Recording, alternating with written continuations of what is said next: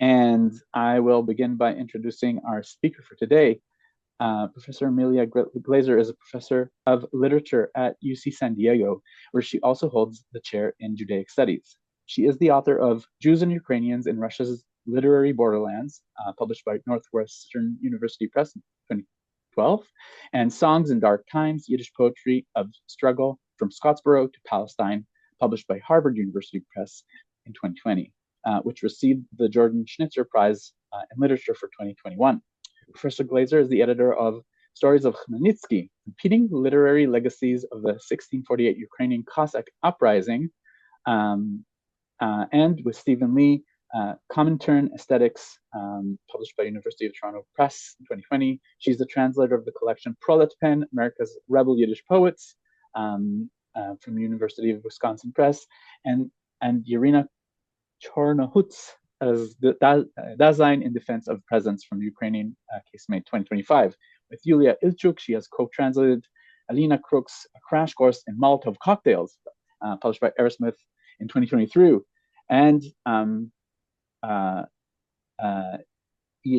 Kiva's Silence Dressed in Cyrillic Letters, forthcoming in 2026, both from Ukrainian. She's currently writing a book about contemporary Ukrainian poetry, and the breadth and depth of Professor Glaser's scholarship is a true contribution to expanding all of our kind of perceptions of Yiddish history and its interconnection with other important cultures and literary traditions. So we are super excited and very grateful to have Professor Glaser with us today to present her work.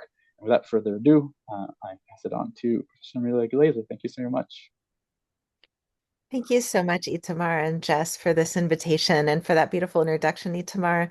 It's really a pleasure to be with you all. My one regret is that I'm not physically in Vancouver, which is such a wonderful place, but it's nice to be on the same time zone. So I'm going to share with you work that I did for my last monograph. And I'll be talking with you specifically about the Spanish Civil War. Actually, at the time that I wrote the book, I had never been to southern Spain, and I had the opportunity to do that this past summer. So I got to visit some of these places, Granada and so forth, which really expanded my understanding of the Spanish Civil War, as well as of Jewish history in Spain. I'm just going to share a couple of book covers with you. The work that I'm going to be sharing with you today is drawn from Songs in Dark Times, which is my monograph, as Itamar mentioned.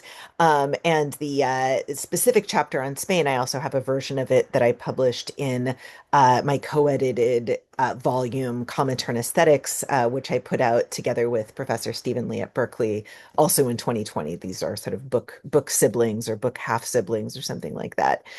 So the book Song in Dark Times, which Itamar has already introduced to you, treats Jewish writers who wrote about other group struggles, specifically in Yiddish, and I write about the Spanish Civil War, Jim Crow, the frustrations of Palestinian Arabs and Ukrainian peasants, to name a few of the non-Jewish minorities that I treat in that book.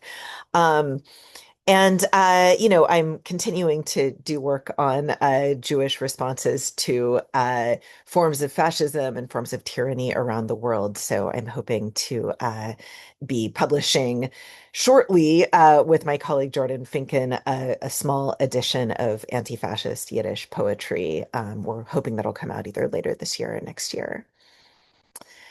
So I wanted to start with Auden, Yiddish writer Auden, right? W.H. Auden gives us a kind of useful model for considering the sort of historical teleology that poets assigned to the Spanish Civil War. And this is in his poem pamphlet that circulated very widely. It was called Spain. Auden synthesizes these concepts of yesterday, today, and tomorrow into his own vision of democratic Spain. Yesterday, the carvings of angels and alarming gargoyles, the trial of heretics among the columns of stone. Yesterday, the Sabbath of witches, but today, the struggle. So, Auden, when he wrote this poem, as for other left-leaning European poets, was thinking about this trial of heretics as a marker for the medieval exotic. It was a politically horrifying but poetically compelling history that still haunted present-day Europe. And this imperative of offering a teleological narrative that rejected antiquated religious practices was all the more urgent for Jewish writers for whom the Inquisition and expulsion from Spain, a near biblical episode in Jewish collective memory, echoed everywhere in the emergence of fascism in the 1930s. Yiddish poets around the world, particularly those poets who are aligned with the Communist Party, hastened to depict Spain as the epicenter of both current and past pain. So I'm going to focus on three poets in my talk today. This will be a small subset of the larger story of leftist Jewish writers in what I call in my book the Age of Internationalism. The Spanish Civil War broke out in 1936. And the Italian and German fascists supported the Francoist rebels against the democratically elected Spanish Republicans in this war. None of the writers that I'm going to be talking about visited Spain themselves in the 1930s, but they all wrote full-length books about it. The first poet that I want to introduce you to is Peretz Markish. Markish is one of the best-known Soviet Yiddish poets.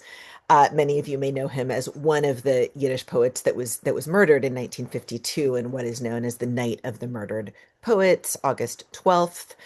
He received a traditional Jewish education in his hometown of Polonne, now in Western Ukraine. He actually even worked for a cantor for a time as a young man. He was a member of the Revolutionary Cave Group, and he helped to found the Warsaw journal Literarische Blätter. He ended up returning to the Soviet Union from parts west in 1926, and he wrote at that point increasingly party-aligned poems. In 1938, he published a book of poems called Lieder wegen Spanien.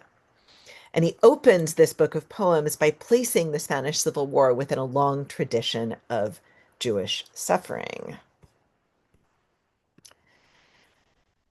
I'll turn now to the next poet that I'm going to be introducing today. This is Yankov, or Jacobo Glantz, who also frames the Spanish Civil War in a tradition of Jewish suffering. I want to just go back to the previous slide because I think I failed to read aloud the opening lines of Peretz Markish's opening poem in his book Lieder wegen Spanien. He starts this entire book with the line, "I'm once again your guest.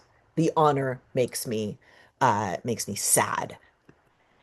So Jacobo Glantz also thinks about past Jewish suffering when he writes his book about the Spanish Civil War. He publishes Fahnen in Blut, or Flags in Blood, in 1936, and he describes the quote-unquote Hebrews of Spain's past rising from their graves to fight together with the bricklayer against the Inquisition. So this is the Jews who had been murdered during, the Spanish Inquisition, who are coming back. Glantz had actually emigrated from Eastern Europe to Mexico in 1925. He'd left Novovitebsk, and when he first moved to Mexico, he worked as a dentist, and then he later owned a restaurant. He started to write in Russian, and then he switched to Yiddish, as many did, after he reached Mexico. And Mexico, impoverished as it was after its own revolution, was the only foreign country to offer the Spanish Republic badly needed financial assistance. They sent, according to Adam Hochschild, a gift of 20,000 rifles, as well as ammunition and food. And further, in the 1930s, Mexico offered asylum for numerous Spanish Civil War veterans, as well as anti-fascists from Spain and from Germany. The third poet that I'll turn to today is Aaron Kurtz.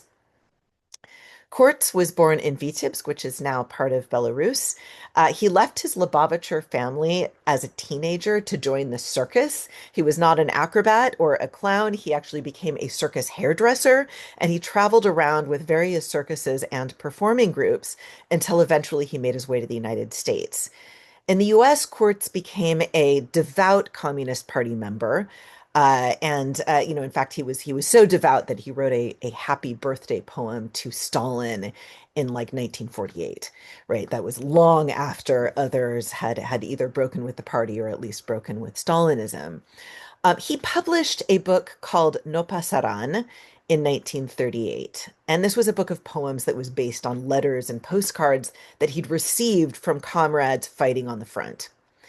In one of his poems, he describes the descendants of Marranos fighting in the trenches with the international brigades, and replacing Hebrew prayers with the communist slogan, No Pasarán. This had become a kind of passphrase that means, ironically perhaps, right, they shall not pass. So a password that means don't pass.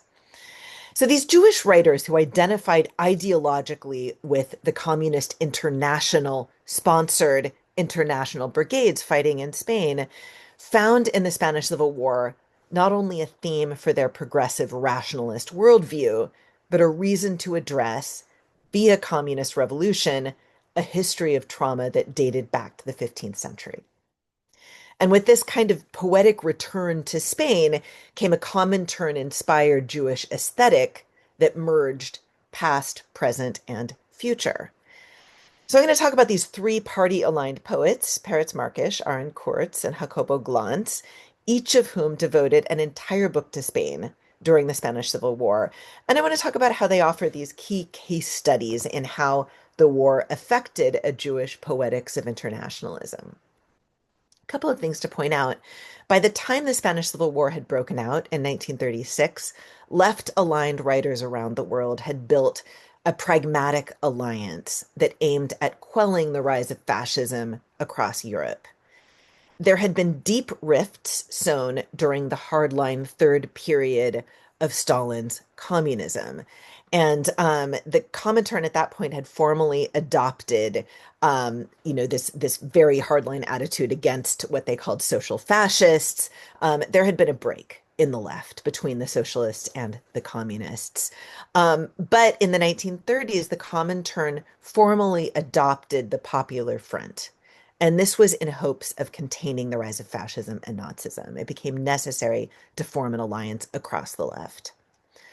The rise of Hitler confirmed for many Jewish writers the role of Soviet communism as a viable alternative to a fascist trend that threatened the lives of Jews, among other groups.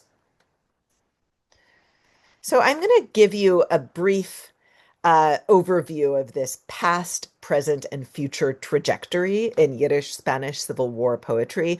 I'll focus the most on the past, but I'll also touch on these present and future themes because I think we start to see this sort of wonderful teleology emerge.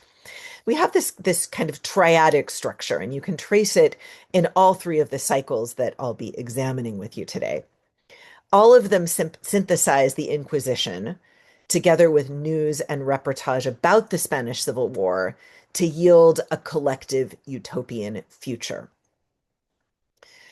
This triadic structure bears a certain resemblance to Marx and Engels' adaptation of Fichte's thesis, antithesis, synthesis model of social change.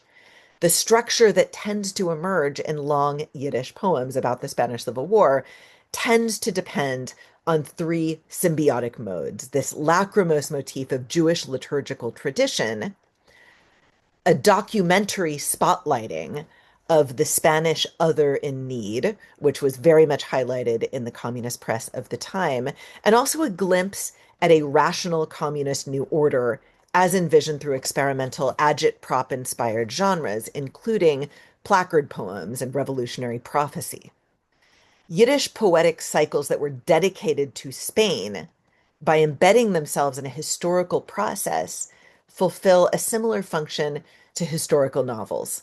And George Lukács has looked very closely at historical models and noticed that these are significant because, I'm citing Lukács here, their authors have tried to show artistically the concrete historical genesis of their time.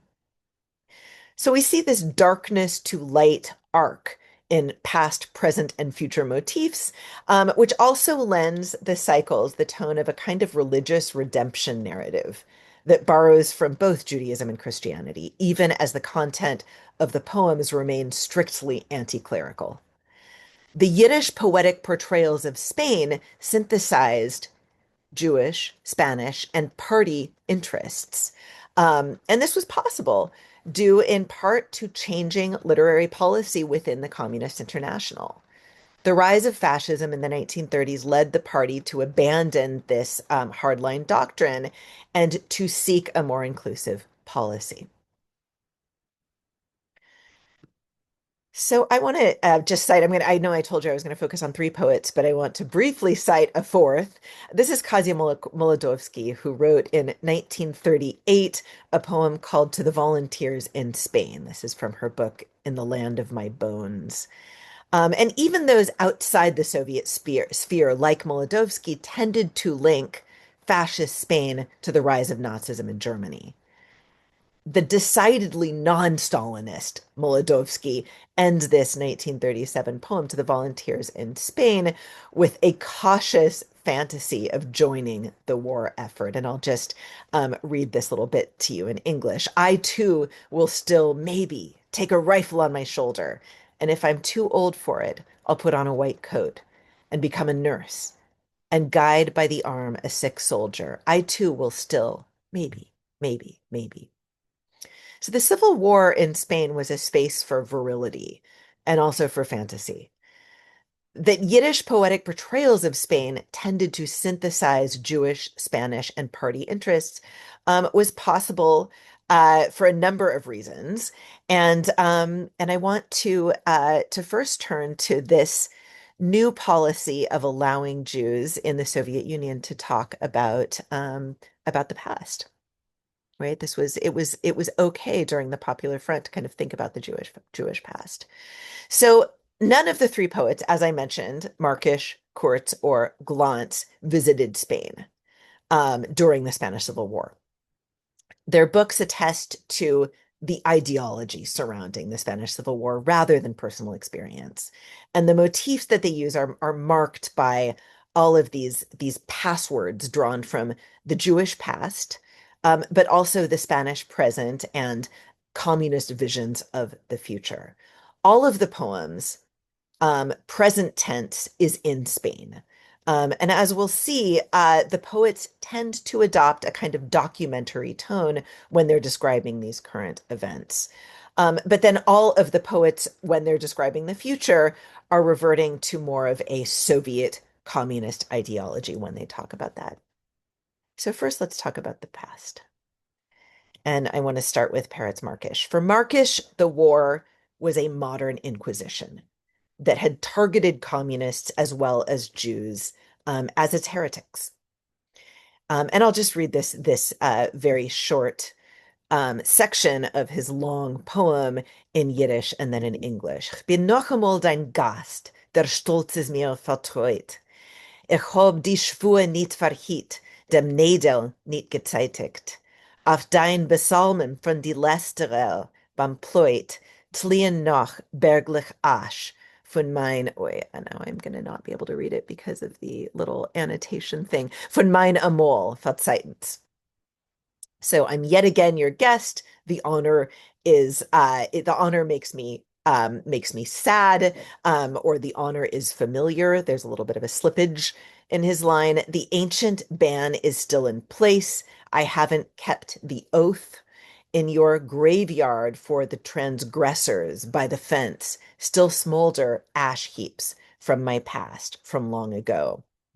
So Markish is referencing a desecrated oath, right? This shvua that he hasn't kept.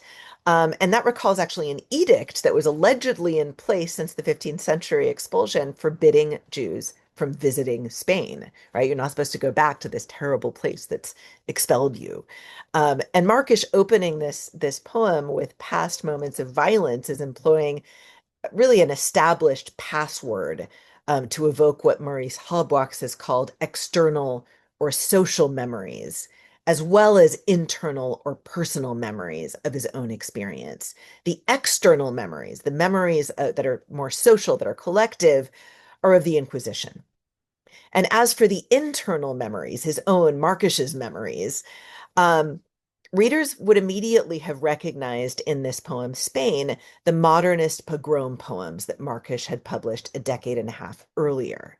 In particular, these piles of ash, berglich ash, recall his 1921 poem Die Kuppe, or The Mound, where Markish had described a pile of bodies mounded up after a pogrom. This humiliated mound was an image that Markish returned to time and again throughout his career, including in his 1929 poem Brothers, where he describes the many Soviet citizens who have succumbed to typhus. So the mounds are the result of pogroms, of the Spanish Civil War, of typhus, of a pandemic. Markish's perpetual return to these death mounds undermines his simultaneous loyalty to the Communist Party's rhetoric of progress, right? The fact that the Spanish Civil War occasioned a return to Markish's mounds of Jewish history seems to attest to a tendency among party-aligned writers to embrace Jewish national solidarity in the face of a fascist threat. And this is something that was okay, even though ethnic particularism had been discouraged in communist-aligned writing. The cycle that Markish wrote about Spain has gotten very little attention. Most scholars have seen it as, sort of overly communist aligned. It was something that was then kind of swallowed up by the Hitler-Stalin Pact, which took place in 1939, when in fact anti-fascist poems were explicitly outlawed in the Soviet Union. Um, Devoted communists after 1939 actually had to place their trust in Stalin's policy. And as Lisa Kirschenbaum has aptly noted, I'm quoting Kirschenbaum here, the memory of the war in Spain potentially complicated such determination to follow the party line. And yet, when he was writing Spain, and he in fact first published this poem in the Neue Volkszeitung in 1936, it really reflected the Soviet zeitgeist. Spain had filled the pages of Soviet papers for the duration of the conflict up until the Hitler-Stalin Pact. Supposedly, Markish said in the 1930s, we look to the past, not to strengthen our bond to it, but so the future might enter us more quickly. And with this poem, Spain, Markish manages to place national collective memory in service to a current struggle against fascism. In the second half of Spain, Markish actually writes of the blood-enraged storm of swastika and Inquisition. So he explicitly links the rise of Nazism to the Spanish Inquisition. And this is just to give you a sense of this other poem that uses the image of the mounds of bodies. This is Peretz Markish's Die Kuppe, or The Mound, where he writes, a mound of dirty laundry from the bottom up. Here, take what you want, crazy wind, dig in and take it.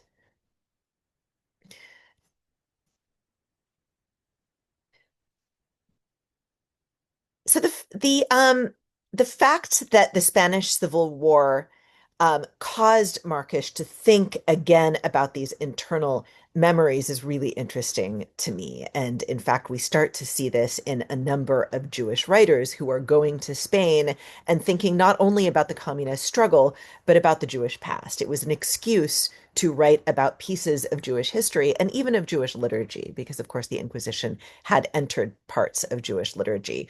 According to Peretz Markish's son, David, Peretz Markish was very proud of the fact that he potentially had a Sephardic ancestor, Lorenzo Markish from Portugal, and would talk a lot about this. So he may be talking about his own personal memory as well. I'm going to turn now to Aaron Kurtz. And this is again, a piece of his poem, Kol Nidre. Markish is not alone in merging the poetics of Jewish memory with communist internationalism. Kol Nidre depicts a Jew, Dovid Rom, of Lemberg. Lemberg is present-day Lviv. That's the Yiddish word for Lviv, who we learn has Marrano ancestors, and he's in the trenches outside of Cordoba, together with non-Jewish comrades. The poem opens with a Yiddish translation of the Kol Nidre prayer for the Day of Atonement, which I find really interesting. Alle Nedorim und alle Isurim, was mir haben genommen auf sich seinen Bottle. Right, this is the Kol Nidre, right? Kol Nidre and so forth. All vows and all prohibitions that we've taken on ourselves are null. And the words of the prayer kind of become, again, passwords. You notice that I use this term a lot. This is sort of the center of how I think about Jewish communists using Jewish liturgical language to metaphorically convert non-Jewish minorities and non-Jewish comrades into the fold, into some kind of collective fold. So these words from the prayer become passwords that bring the international brigadiers, the international brigaders, Jewish and non-Jewish, into this historical Jewish fold. David then goes on to commune later with his Spanish ancestor. Here, great-grandfather's speech from 1481, speech tugging pieces of heart from Spain's medieval cellars. So by referencing 1481, the beginning of the Inquisition, Kurtz, like Markish, is linking historical Spanish anti-Jewish violence to contemporary anti-Jewish and anti-communist violence. And further, in Kurtz's Kol Nidre, the tradition of collective Jewish prayer becomes the center of a new collective struggle. So this David from Lemberg is joined in reciting the Kol Nidre by the end of the poem, not by a traditional minion of 10 Jewish men, but by his Spanish and German comrades in arms, Pedro and Johannes. And he goes on to say, and Pedro of Madrid and Johannes of Hamburg help sing the Spanish Jews' prayer, sung by his grandson, David of Lemberg. This traditional prayer of atonement bonds the three soldiers and admits David's ancestor into this newer circle of comrades. So although Kurtz emphasizes the international collective in his poetry, especially after he joins the Communist Party of the United States in 1926, he nonetheless is sharing with Markish a desire to connect Jewish distant memory, recent experiences of the pogroms, and the anti-fascist effort in Spain. And in another poem, this is a poem called Yosel, the protagonist has escaped death in Poland, quote, to come to death to mold life, zu kommen auf Tod und auf Leben sich melden. So Jewish voices that are heard throughout Kurtz's book suggest that a long Jewish history of trauma in the diaspora is precisely what has prompted Jews to volunteer to fight in Spain. And Kurtz opens yet another poem, Die letzte Levaya, the last funeral, for example, with the command, die, feudal Spain, corpse, followed by the promise, we will blow you up to the highest heaven in your medieval cathedrals. So for Jewish communists, religion was part of the past, but past religious persecution helped to justify a collective future. And by linking fascism to the medieval persecution of Jews, Muslims, and Protestants, the Yiddish poet made a strong argument for fighting the political conservatives who touted Spain's Catholic legacy. And I'll turn now to Jacobo Glantz, or Yankov Glantz, depending on who is talking to him. This is possibly the most grotesque combination of feudal and modern Spain. In this poem, resurrected Jewish corpses from the Inquisition are fighting alongside the loyalists, and streams of blood end up awakening more corpses who begin to agitate for this fight for a new Spain. And I'll go ahead and read part of this in Yiddish and then in English. Sind aufgestanden von die Quorum, die Hebräer, und einzigweis, beinerweis, Bein und Bein, gelos sich gehen und rufen, unton sich in Gufen, so forth. The Hebrews have arisen from their graves, and one at a time, bone at a time, bone by bone, let themselves out, and they call, dress yourselves in bodies, and together with the bricklayer against the Inquisition, register in the ranks of the militia. So once again, the Inquisition is a password for the rise of fascism and for the need to defend modern day Spain and its government against the conservative rebels. Glantz is allowing a felicitous rhyme to set the Reihen von Militia at the end, the ranks of the militants, directly against the Inquisition, Inquisitia itself, and visually highlights in the process the couplet by printing it in boldface. I don't manage to boldface it here, but trust me, it's in boldface in the book. The Republican cause is thus presented as a unique opportunity to correct a past moment of Jewish martyrdom and not only to fight a modern insurrection. My colleague Todd Presner at UCLA has discussed the paradoxical intellectual origins of 20th century, what he calls muscular Judaism. Presner writes, it epitomized the rebirth of the strong Jew as drawn from Jewish history and mythology. But at the same time, many of the anti-Semitic stereotypes of Jewish degeneracy were internalized in its conceptualization. So the notion that the Jew had to reform him or herself depends on a stereotype of past Jewish passivity. So too, the leftist Yiddish poets who wrote about Spain had to reconcile this history of Jewish nonviolence and anti-Jewish violence in Europe with a current willingness to fight and possibly to kill opponents. The allegory of modern Spain, of medieval Spain, um, nonetheless appealed to conservatives and Republicans alike. And the Republicans, of course, are the loyalists to the government. The conservatives were the ones that were fighting against the Republicans. As Paul Preston has shown in his studies of Spain, in response to the Republic's anti-clerical legislation, anti-Semitic sentiments, present to some degree since the Middle Ages, even with Spain's minuscule Jewish population, returned. And I'm quoting Preston here, the bilious rhetoric of the Jewish Masonic Bolshevik conspiracy was immediately pressed into service. For Jews, however, the Inquisition had been the defining anti-Semitic episode in European history. And for the Jews that accepted the common turned secularist ideology around Spain, anti-Catholic actions were carried out in the interest of eradicating religious bigotry. It's also worth noting that the acceptance of violence helped to combat the stereotype of Jewish passivity.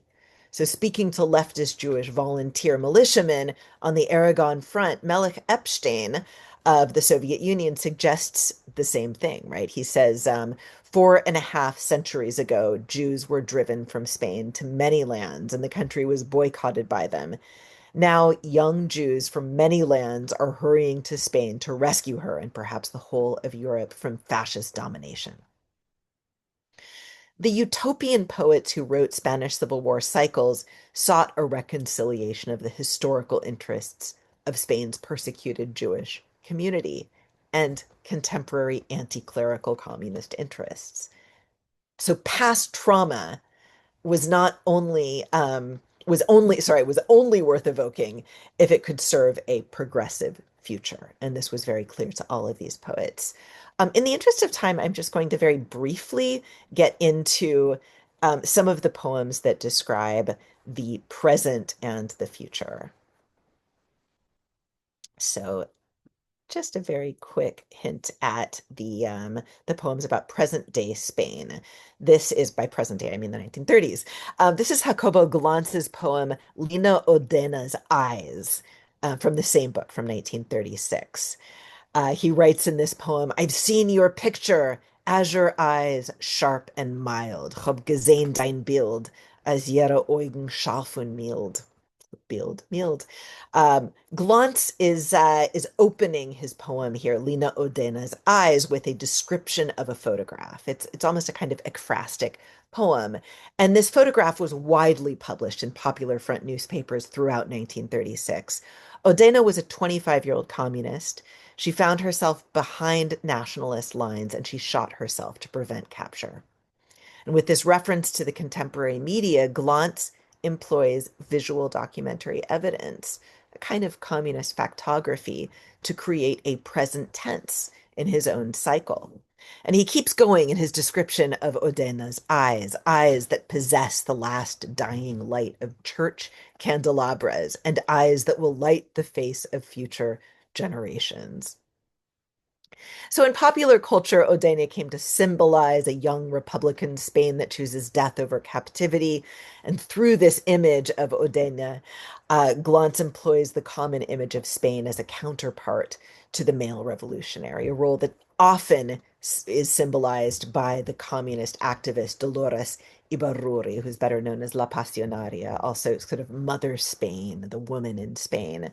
She's the one who famously stated, "It is better to be the widows of heroes than the wives of cowards." Foreign writers were constantly talking about Spanish characters, whether they were male or female, as exotic bodies awaiting a hero. And here we see that in the church candelabras, right? She's this exotic Christian other. Well, this merging of a Marxist eschatology with the reality of widespread Spanish Catholicism um, keeps appearing throughout Glantz's book. Here is another of his poems. This is Red Christ, Reuter Christus, where Glantz depicts a revolutionary Christ um, who, quote, shows soldiers the way through church ruins. And this is, of course, the Christ of Revolution. It's akin to the many Black Christs that Yiddish writers borrow from Harlem Renaissance writers when they are describing African Americans in the South in the earlier 1930s. So Glantz's Revolutionary Christ gives us a kind of antidote to Franco's Catholic collaborators. And he writes, "Today Christ is a red leader at the Samosierra front. Heint is Christus Reuterführer auf den Front von Samosierra." This poem is dated the 11th of October, 1936, several weeks after the Republican fighters surrendered to the fascists in the Samosierra mountain pass. Well, to turn to Peretz Markish's present tense reportage in his poetry, he very similarly uses a kind of factography to bridge the past and the future with a present. This is just a very short passage from his poem Toreador, also published in 1938, where he talks about the toreador who goes to join the Republican fighters. "Well, fan up your red cloth, toreador. A people waits impatience boiled over there. No bull will today come out to be your match. The dark specter of the Inquisition's coming." And then it goes on to say, "And like a flag, it should float into the heights," right? Talking about this toreador's cape. So he's using this revolutionary sort of factography or reportage to ground utopian ideals and past trauma. And Marx's Spanish characters are rooted in a kind of fleeting present. And it's very similar to the same present that he talked about in his own earlier poems of the Russian Revolution. In 1917, he writes, "My name is now, my nomen is Atzind." Markish is frequently comparing the now of Spain to the Russian Revolution, right? The Russian Revolution is the blueprint for all revolutions, of course. And in Spain, Markish compares the Republicans' road to Madrid to the decisive battles in recent Russian history. In another poem, he writes, the steely footsteps to the Winter Palace, the life-giving march to the victory at Pericop," writing of these Spanish Republicans. Okay, I'm going to just move forward because I want to make sure that we have plenty of time for questions. And I want to move on to one of Aaron Kurtz's present tense poems. This is a poem called Carmencita. And this is only a very short section of it. But he writes, "Around on little tables bloom flowers. Their scent should awaken the first maternal smile. No, these are wounds that blossom on the half dead. These are death bouquets that fly from the sky." And here he's comparing, of course, flowers to the bombs that are being dropped. So for many, the most moving stories of Spain involved those who are wounded in battle, who are lying, attempting to recovery, but also those involving Spanish children. Um, and portrayals in the Yiddish press of the youngest and most vulnerable victims of the war were absolutely inextricable from Jews' fear for the broader implications of Nazism. A number of Yiddish writers would write about wounded mothers and children, which is what Aaron Kurtz is doing here with Carmencita, the wounded mother. And in fact, Aaron Glantz, who was not part of the Communist Party, as these three writers were, wrote in an editorial in the American Yiddish journal In Zich about the threat of fascism to Spaniards and Jews alike. Lealis wrote, "Is there no mercy? No, not these days. A small old culture, maybe the oldest in Europe, is attacked and plundered. There isn't a peep. There isn't a rousing of conscience. So, beloved humankind, look at the Basques. This is your mirror nowadays." Both Aaron Kurtz and Jacobo Glantz compose Spanish lullabies for children whose parents are dead or fighting the fascists. In fact, this was very common. There are other writers that are also writing Spanish lullabies. Several Spanish characters in Kurtz's No Pasarán are parents who are just, lying there waiting for their children. In another poem, there's an old blind Carmelita who's waiting for her children to return her Spain to her. But this poem, Carmencita, is about a woman who's about to give birth, and she's lying there feverishly in the hospital. So these parental figures kind of personify the revolutionary moment of anticipation. And the conceit, of course, is not unique to poetry or to Yiddish. Bertolt Brecht and Margareta Steffen build their 1937 one-act play, Senora Carrar's Rifles, around a mother figure who's lost a son and becomes convinced that she must join the Republican forces. So these mothers that go off following their children into war were a common trope in Spanish Civil War literature. But the emphasis on parents and children um, envisions Spain as both effeminate and somewhat immature. It's an old nation, but it's been rendered inexperienced through revolution, particularly through a somewhat belated revolution. Well, I want to jump now to the future portion of my talk and just give you a little bit of a sense of what I mean by this communist future that's being envisioned in all three of these writers. The protagonist in Aaron Kurtz's Letter from a Nurse, a Brief von a Krankenschwester, writes, "It smells of poplars and death in my hospital. Es schmeckt mit Topol und mit Teut in mein Spital." And she describes, this is the protagonist, she describes four men who died that night: an Austrian miner, a Moorish hunter, and a Sigetel Hassid, as well as a German poet. And each of these dying men glimpses a version of the future. They each make a statement before their death to this nurse, who then, supposedly puts it in a letter, and Aaron Kurtz turns it into a poem. We don't know if any of these people were actually real, but we can imagine that he is working with some real letters that he's getting.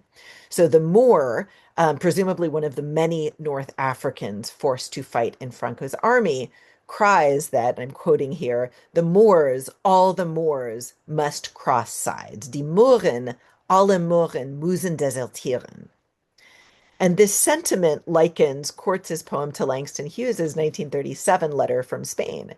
This was a poem written in the voice of an African-American volunteer who receives a Moorish prisoner's last breath.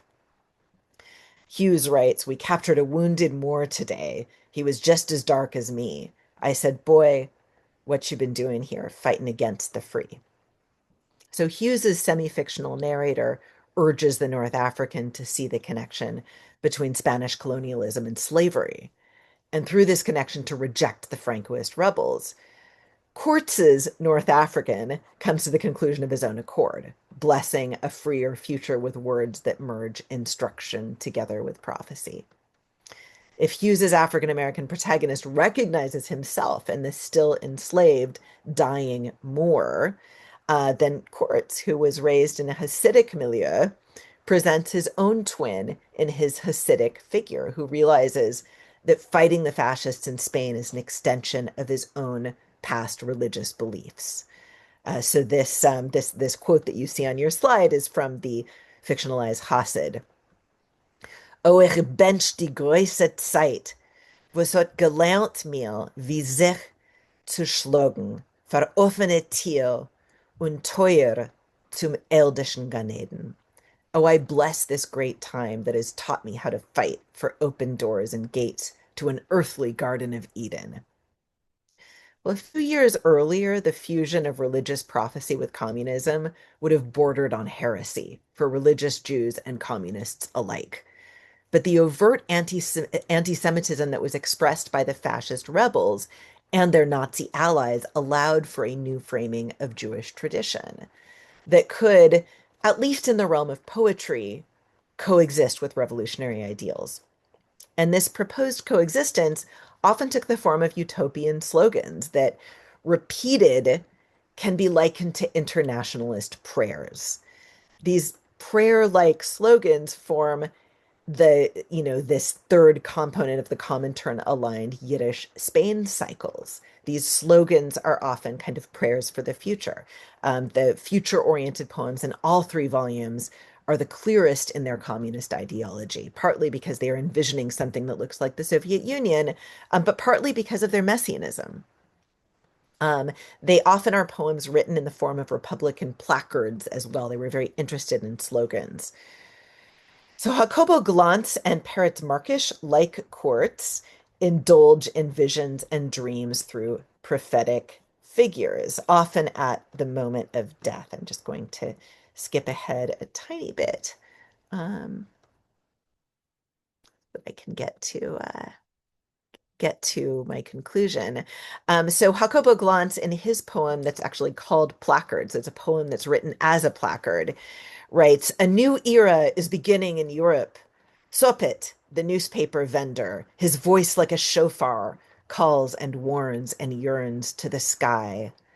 The sky is full of dynamite." So this is a poem that very much is about it kind of comes out in these little pieces. It's about a newspaper vendor who's calling out the slogans as he tries to sell his newspaper. We also have a very explicit prophet warrior in a poem by Peretz Markish, Pancho Video. This is a poem about a sniper who arises from the grave to shout Republican agitational propaganda, or agitprop, to enemy soldiers. And the refrain in this Peretz Markish poem, Pancho Vizio isn't only a sniper, Pancho Vizio is agitprop, envisions Pancho as a kind of poet, prophet, and warrior, all wrapped up in one. These pro-Republican poems often recapitulate the very slogans and visual symbolism that you find in poster art. And these bind more tightly the poetic message to a popular signifier. Sometimes they even are connected to popular film posters like this one. This is a poster advertising Chapayev, a Russian revolutionary, Soviet revolutionary film. And Peretz Markish writes a poem, Comando Diestro, about a commander in the Spanish Civil War who very much resembles Chapayev, and in fact, he even links the two in in one of the lines from his poem.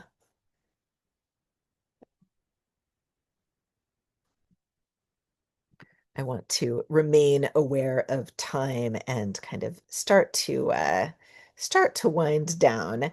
Um, so a couple of things to say in conclusion, and I'm happy to go back. I have so many more examples, but I'm keeping an eye on the time and realizing that we have to save some time for questions. Peretz Markish later, about a decade later, would write in a prose book called Footsteps of a Generation, about thinking back about the Spanish Civil War. And he quotes a family who's lost a daughter in Spain. He writes, "In Spain, your daughter died as one of the first martyrs. With her blood, too, will be written the history of the freedom movement, not only in Spain, but in the whole world." So poets like Peretz Markish, as well as Aaron Kurtz and Jacobo Glantz, thought about Spain as a precursor to World War II. This was very much part of the Holocaust. It was part of the rise of fascism throughout Europe, and it was an evil that the world very much had an opportunity to defeat. And even in the aftermath of World War II, you see Peretz Markish kind of asking, what if, right? What if the blood of these martyrs had actually, um, you know, uh, been victorious? I want to, going to give you a little epilogue. So from the moment, of course, that Stalin and Hitler signed their non-aggression treaty in 1939, the prospect of World War II started to overshadow the defeat in Spain for these Jewish writers, right? Spain had been a disaster. It was very difficult to turn it into a victorious revolution in the way that many Soviet writers hoped that they would be able to. Um, Problematically, for many of these Yiddish writers, the Soviet-German alliance in 39, as I mentioned, meant that Soviet writers were, for a period of several months, prohibited from denigrating fascism. And when following the Nazi invasion of the Soviet Union, anti-German literature was published again. Markish wrote several World War II works that used new passwords to place Nazism in the context of Jewish history. This was a moment when the Spanish Civil War was able to return to a canon of Jewish anti-fascist literature.